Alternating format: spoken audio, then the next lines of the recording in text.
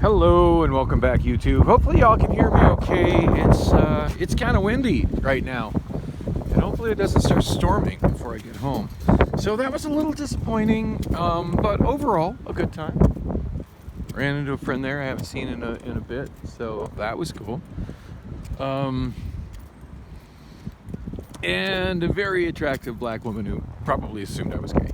But anyway, such is the thrills and spills of going to karaoke at Newtown, which is fine. Maybe I'll see her again. She didn't, I don't know. She was sitting near me, but she didn't seem too intrigued with me enough to want to talk to me or anything. But I don't know. Maybe I'll see her again. So it's 12:41 a.m. Still Thursday night, although technically Friday morning, August 18th. I don't know if it's going to storm tonight or not. The wind is really kicking up. And the clouds look menacing, but I don't smell rain in the air. Been quite a while since I've walked home from Newtown. Oh my God, the wind almost ripped my iPhone out of my hand. It's been quite a while since I've walked home from Newtown, but I don't mind walking weather like this. Now, if it starts pouring rain, that'll be a whole different story. I'll be seeking shelter, but as long as it doesn't start raining, I'm good. I'm actually kind of looking forward to this walk.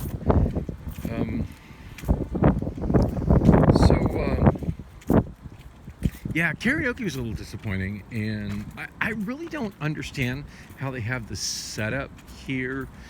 I know there's a small mixer board up where the karaoke DJ runs the karaoke at, but he controls some stuff through a laptop, some stuff through an app on his cell phone. I know he's using Carafund, which I'm not a fan of.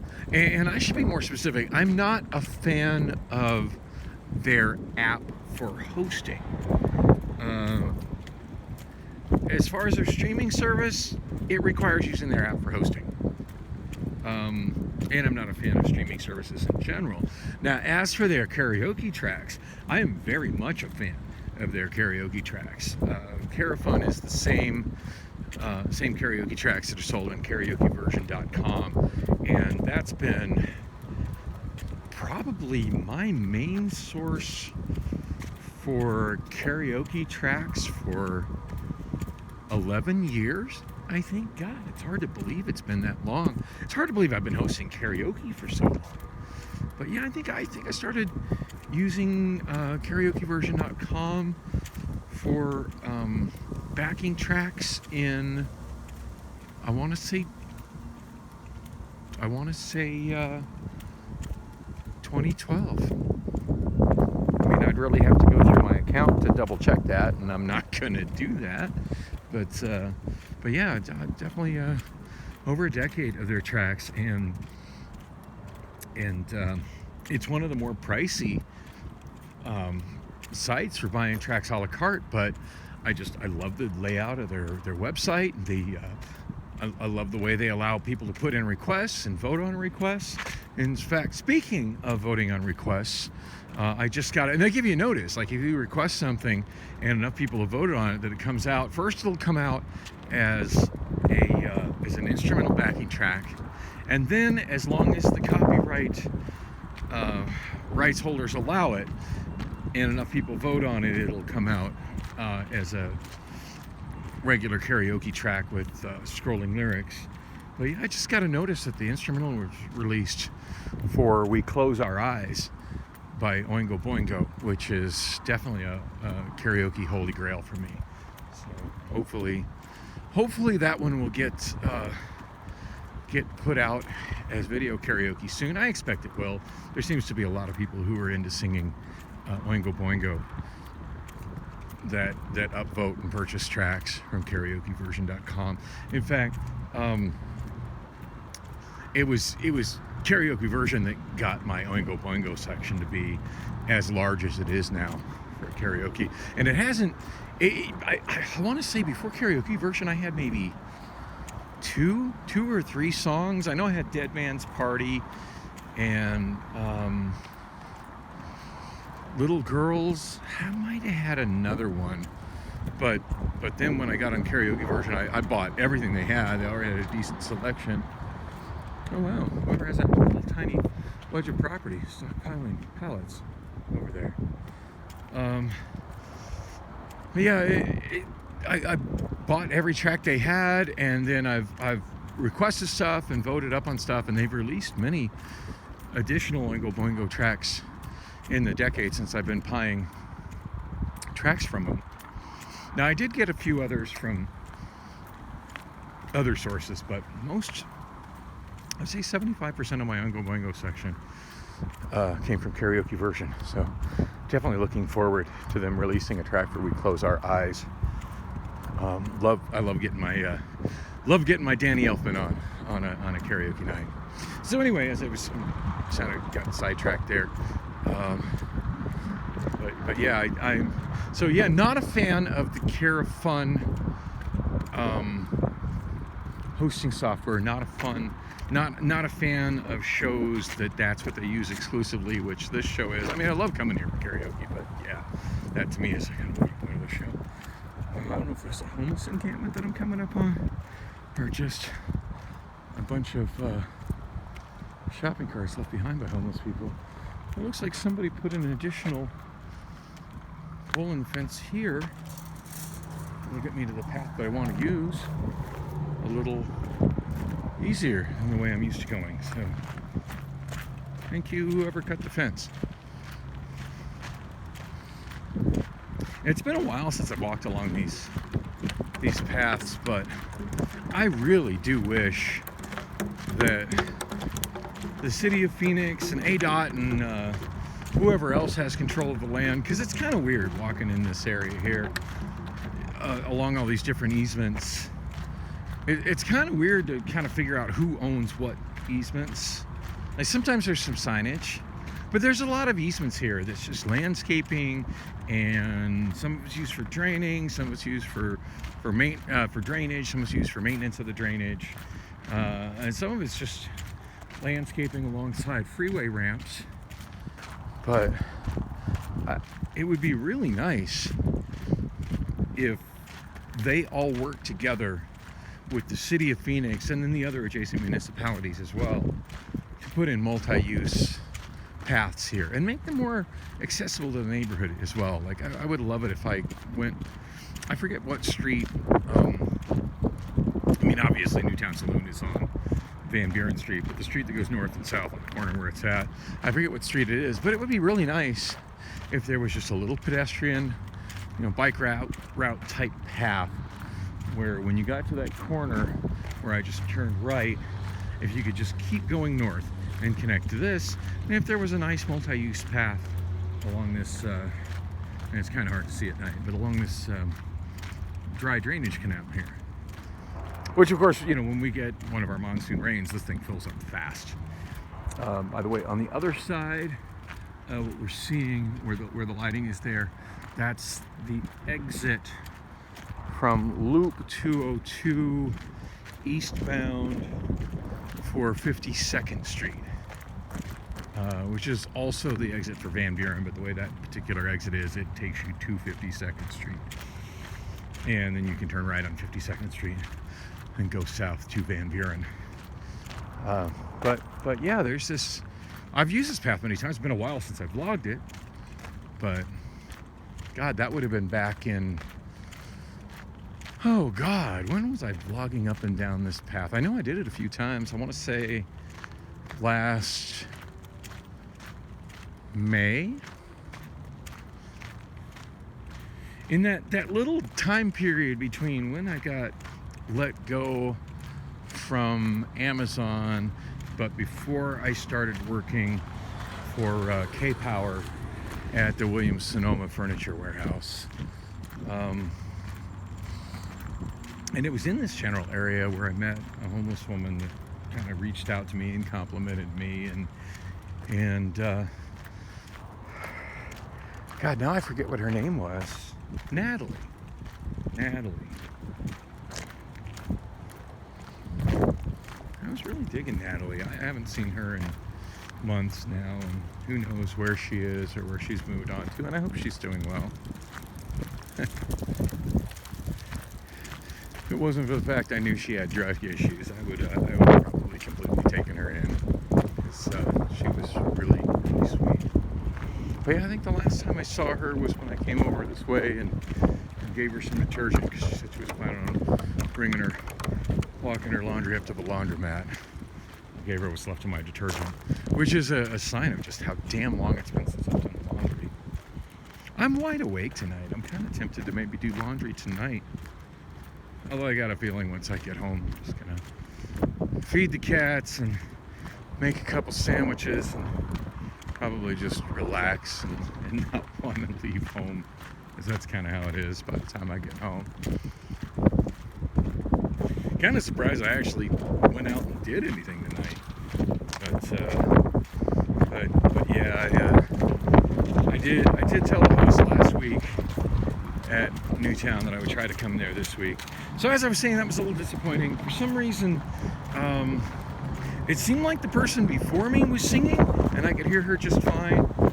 But once my song came on, and I tried to sing, or should I say rap,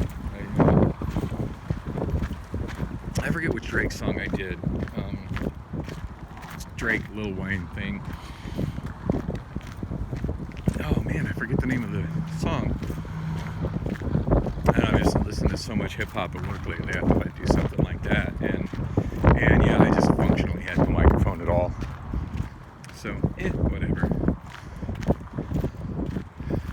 whatever. It was still a nice diversion from just going straight home, and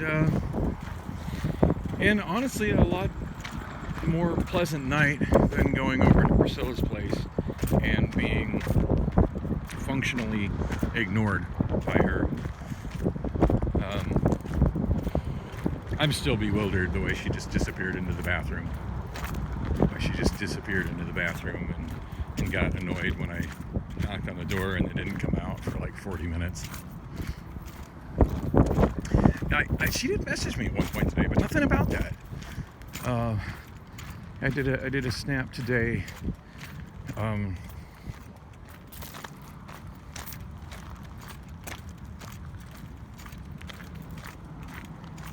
Morning. It's another thrilling night.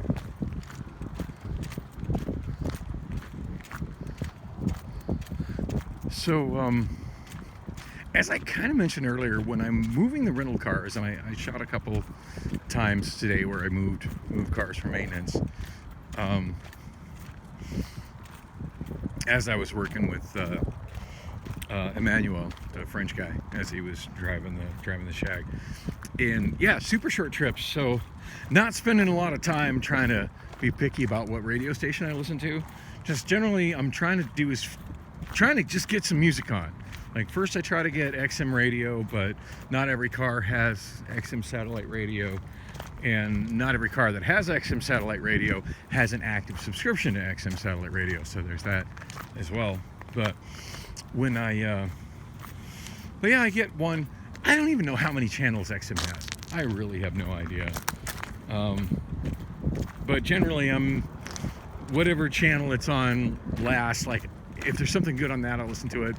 Otherwise, I'm trying to find something on a somewhat close adjacent channel that I like. I would say, hands down, my favorite channel at this point on XM radio is a hip-hop channel. Call it LL Cool J's Rock the Bells Radio. And it's just all old school hip hop, and man, I love the mix that they play on that. And that's not even my favorite genre of music. It's just what they play is just so completely different than what I'm hearing anywhere else. And I'm actually hearing old school stuff that I don't know that I dig, and then a lot of my old favorites I haven't heard in many years, and it's just always. I don't know. It's very rare to play anything that I don't dig. But yeah, if I'm nowhere, I want to say that's channel 43-ish. It's in the 40s somewhere. But yeah, if I don't. But yeah, if I'm nowhere near that, then I'm not scrolling to try to get to it. Anyway, I think I mentioned this earlier today. I was moving some kind of vehicle. I don't remember what the hell kind of vehicle it was, but it was on one of the pop stations, like number 2 or 3. I'm rarely down in the single digit stations. I'm usually around there's a batch of hip hop, soul and R&B stations that are the upper 40s, like the 40s, and then channel 50 I think it's called Groove, and it's like old school R&B. I like a lot of the stuff they play. They'll typically lose me after about 4 or 5 songs, and mind you, when I move in a rental car, I'm lucky if I get to hear a whole song. That's a quick drive. But yeah, I was on the lower numbers, and anyway, I got to channel 7, which is 70s on 7.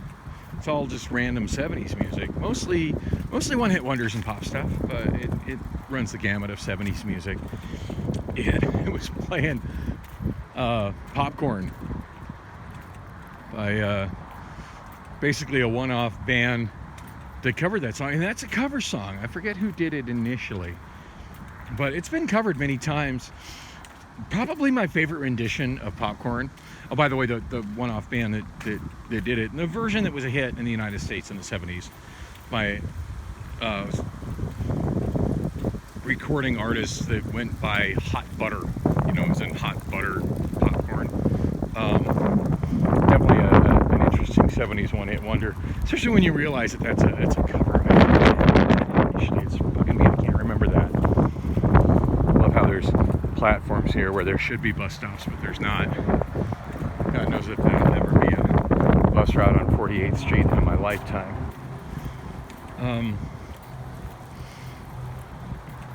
Anyway, from that intersection, I got about a mile till I'm home, so it's generally an enjoyable walk for me. It's as long as it doesn't start pouring rain. As long as I can get home before that happens, I can take the wind. I don't like being caught out in pouring rain, though. So, yeah, probably my favorite version of Popcorn is a version done by the Muppets, like the official Muppets YouTube channel. God, this is probably like, I want to say about 7 years ago. It's been a while. And of course I follow the Muppets YouTube channel. But yeah, they did this rendition of Popcorn where it's like the Swedish chef like making popcorn, and it's just a super quirky video, and musically it's a really good cover of that, and which of course wasn't the version I heard. Like 70s on 7 was playing the hit version from the 70s by Hot Butter, but yeah, that was a fun diversion today. I don't even know why. I remember why the fuck I was mentioning that, but anyway, my mind wanders when I'm walking alone in the middle of the night. So I never did get to the story about the body damage cars yesterday, and going around and rolling up the windows with the maintenance driver, or not the maintenance driver, one of the up-down drivers that had done a little bit of maintenance driving. He at least had a better clue as to what maintenance drivers do than the guy that they put with me today. When I realized that Glenn wasn't showing up.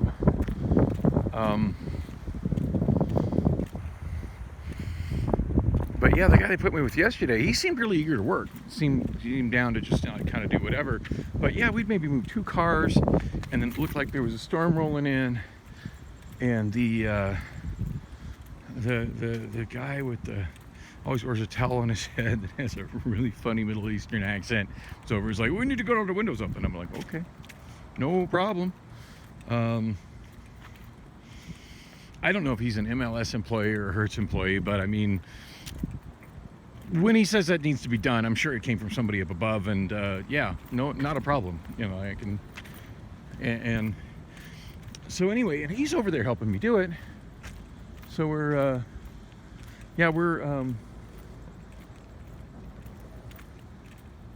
wow. just had one of those hood moments. I might explain it. Later. But anyway, so he's over there and he's helping me, and we get all the ones on the maintenance lines moved. And it occurs to me that I should probably go check all the cars and body damage. Now, granted, some of those are so messed up the windows aren't rolling up, and whatever. But now I move cars regularly with body damage. They have small amounts of body damage.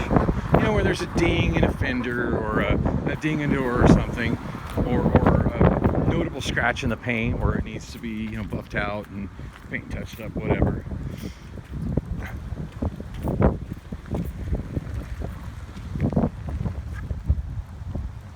What that guy's doing, it's an odd place to make a U-turn. That guy's definitely part of the hood shit that's going on right now. So there's a fairly attractive woman walking northbound, even with me on the other side of the street, kind of scantily dressed, and that guy looks like he is going out of his way to try to pick her up. Ain't nobody trying to pick me up, but she didn't seem like she was interested in getting picked up, but who knows? Who knows? Seems like every lonely guy that's driving around on a street in Phoenix has the potential to be a John, and every woman who's walking, who's attractive or mildly attractive on the streets of Phoenix has the potential to be a working woman or a date. It always trips me out when I see it happening in places like this, because this is not 27th Avenue, this is 48th Street.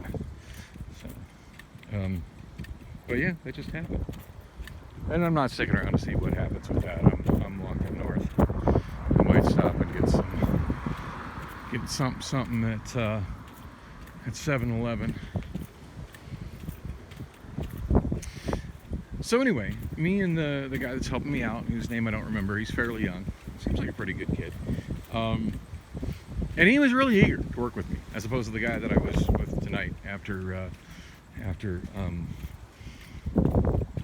the French guy left, which didn't seem really eager to do anything other than he seemed disappointed that he couldn't drive the shag around and just drive in circles and do nothing. But I wasn't driving in circles doing nothing. Every time I got to the maintenance line, I'm jumping out and moving cars, and I was typically moving way more than he was, because he'd move the one car or he'd park the one car and then standing around looking bewildered, like I was supposed to just magically swoop up and pick him up. Anyway, so me and the other guy get over to the maintenance cars, and as I was saying, over to the body damage cars. Now, most of the body damage cars that we move are rental returns. So yeah, they've got small amounts of body damage, just scrapes, little dings, little dents. But these are cars that got turned in. And when they did the return process, they inspected it. It's like, yeah, you got a dent here, you got a ding here, you got a scratch here, whatever. It's marked as body damage. That's where I put it. Well, that's not how every car gets in the body damage area. Some of them get towed in, and some of them get recovered. I don't know if they're towed in or if we go pick them up and drive them in. Some of them are still drivable, but some of them are police impounds, and they're marked on the window with the pins, that they were impounds, police, towed, what have you. And those cars, I've never really gone in those cars before. There's never been any reason for me to mess with those cars before. I park the body damaged cars that I move that come from maintenance, from returns, and I park them where they're at, and generally speaking, I leave one window about halfway down so they don't get brutally hot inside them, and I make sure that the fan is turned most of the way down, so when somebody moves them in the daytime, they don't get assaulted by hot air, and then shut them off and leave them for whoever handles them to handle them. I don't go poking around in the other cars, but this time around, I'm having to get in the other cars to see if they'll start up and see if I can roll the windows up. And as I'm suddenly getting in these cars, I am tripping the hell out because not a lot, but an alarmingly high percentage of these cars that have either been recovered by the police or have been wrecked so bad that they had to be towed in look like people were living in them. And I'm coming at that from an angle of a person who's lived in his car before.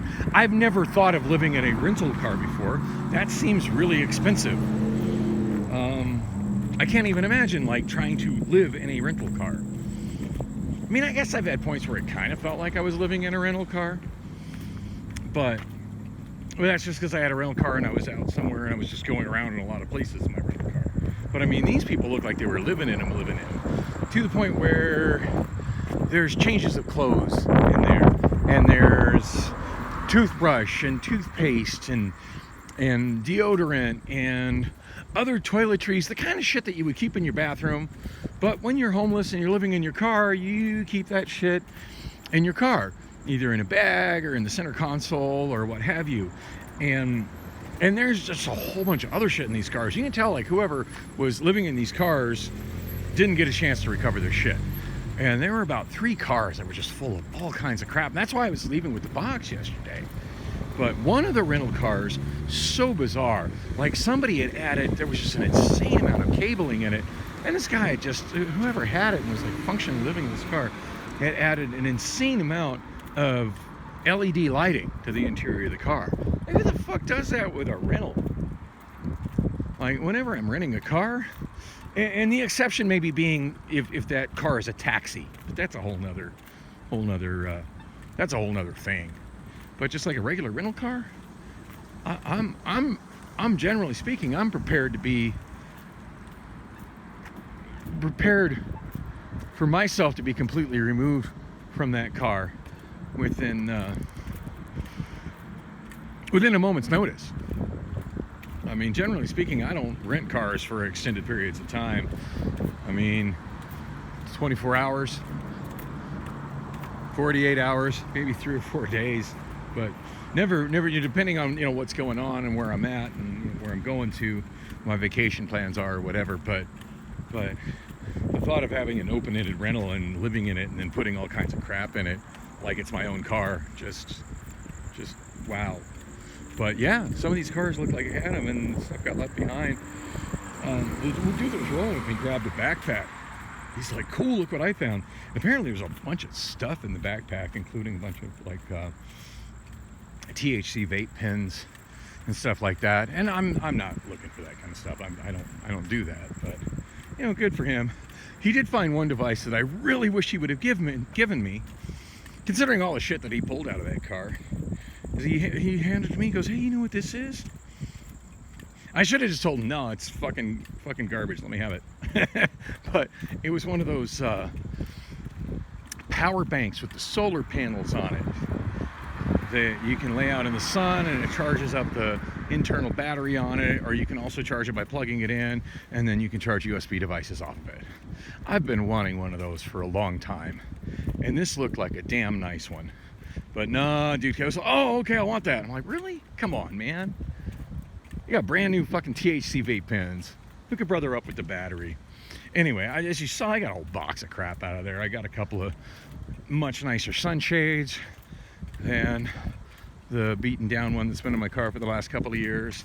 I got an insane amount of charging cables, another wall charging brick. I got another car 12 volt jack charging brick. I got an interesting kind of 3-way cable. It's super short. You plug it into a USB-A hole, and then it's got like, I want to say maybe 4-inch cords, super short cords, one for lightning, one for USB-C, and one for micro USB. So that might come in handy. There's one for, and I don't have a whole lot of need for micro USB, so I got, way more micro USB cords than I'll ever need at this point. But I do remember the last time I really needed a micro USB cable, damned if I could find one. Because it had been so long since I've been using them. Well, now I got a good stock of them. But this one I got was orange came out of that car, the car that had the THC pins in it. It was orange, has a JBL logo on it, and micro USB at the one end, and then the USB-A plug on it is like none I've ever seen before. Now I'm assuming this one does not transfer data. I might be wrong, but I would imagine, because there's basically two varieties of USB cords that you get. Some of them are specifically just charging cables and only have the power leads to move 5-volt power, and then some of them have the serial cable leads as well. And I haven't tested at this point. I'm only ever using that stuff for power anyway. So, but yeah, this one had a very unusual USB-A plug in that instead of it having, I think I can actually show what I mean. I think I end up lighting even as dark as it is here. Like here's this is the only just straight lightning cable that I got out of that car, which has been in my pocket since. I used it at Priscilla's place last night, after like 40 minutes of laying in her bed and watching the whole video of Louis Rossman repairing a vibrating cock ring that was not designed to be user serviceable and designed to only be used once. That thing's like $10. Hell to the no. Sex toys need to be washable and reusable. I think I got enough lighting for y'all to see this here. So it's your typical USB-A plug, and I don't really have enough lighting for y'all to see it because the inside is black. But typically you can typically only plug those in one direction. Now, if you're trying to put it in a plug in the dark and it doesn't fit, it's not rocket science to flip it the other direction and plug it in. And I've done that maneuver many times in near total darkness. But generally, you got a piece of plastic on one side. There's 4 contacts that are along that piece of plastic, and then you've got a metal rectangle on the outside. And it's empty on one side. Well, this one from JVC is unusual in that it's the metal rectangle, and then it has a kind of a blade of sorts just in the center of it, and it looks like it could be plugged in either direction, so there is no wrong way to plug it in. Not that that's really a big deal, but innovative and different, and I'm kind of stoked to add that one. Plus it's bright orange and it has the the JBL logo on it, so glad to add that one to my collection. There was a whole bunch of lighting that was in the back that wasn't USB powered. It had a battery pack to hold 3 AA batteries. By the way, I found 5 AA batteries in one of the pockets in the car. I'm assuming they're new. I mean, I haven't run them on a tester, but I'm assuming these are new batteries. So 5 AA Duracells, you know, I don't know what they're worth, but you know what? I'll take them. Thank you.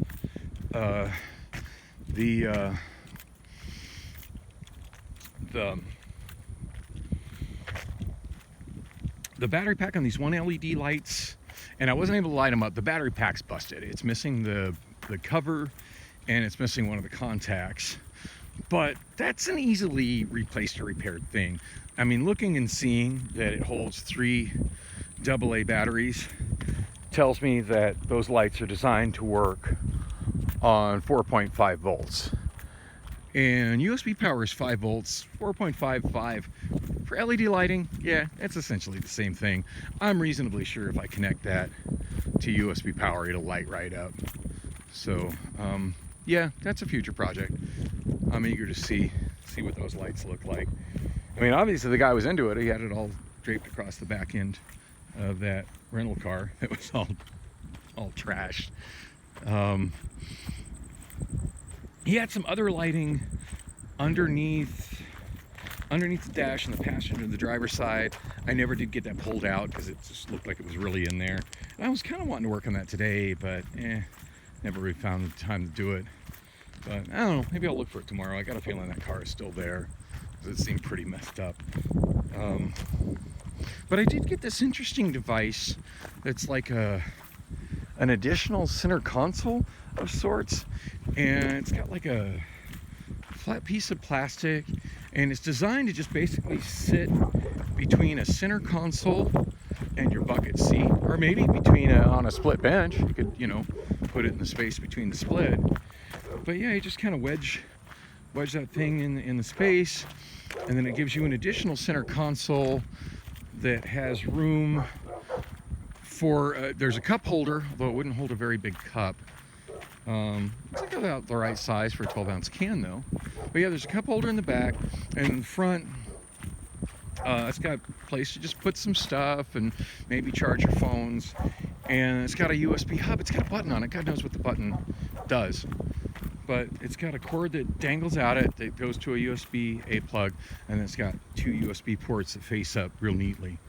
I might add that to my Saturn. It seems like a pretty nifty little device. I'm trying to think what else I got out of there. Out of a different car, there were like 3 different cars that I went in the body damage area that looked like people were living in them. A lot of spare change. Between all 3 cars, I probably got like 4. Hey, what's up? Between all 3 cars, I probably got about $4 and change. Whatever. It's $4. I'll take it.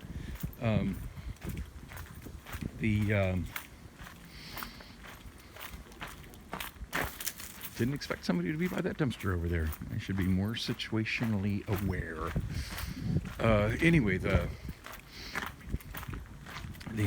look, there's the door. Oh, it's too dark for me to get in video. This stretch of alley is freaking dark. Although the scariest thing in this alley is, even with the guy at the end over there, the scariest thing in this alley is me. Just saying. So, yeah.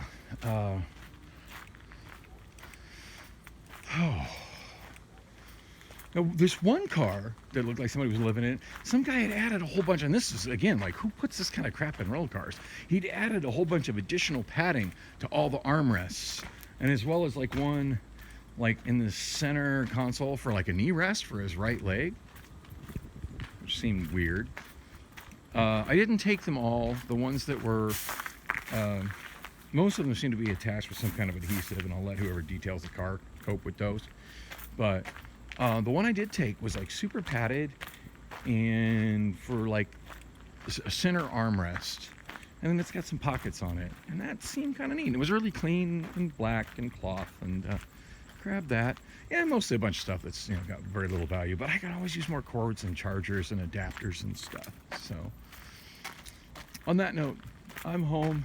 I know I'm teasing that story for so long, and yeah, so anyway, there just seems to be a correlation between rental cars that people act like they're living in to the point they put ridiculous amounts of stuff in it. Hey, cutie.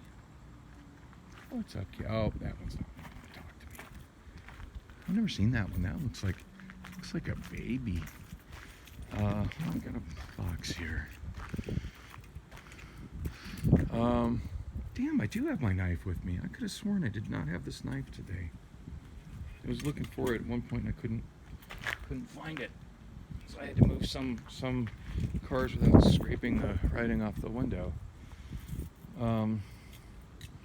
Anyway, I just find it odd that there seems to be this weird correlation between this phenomenon of people actually living in rental cars and then them being recovered either by the police or by being wrecked, which makes me wonder like what this backstory is. Like if these people are like living in rental cars and they just don't return them and they just live in them until eventually the police take them. I don't know. Maybe that happens. Or maybe these people they're living in their cars and they're just so spun out on, this whatever lifestyle they're in that involves living in a rental car that they end up wrecking the car. I don't know.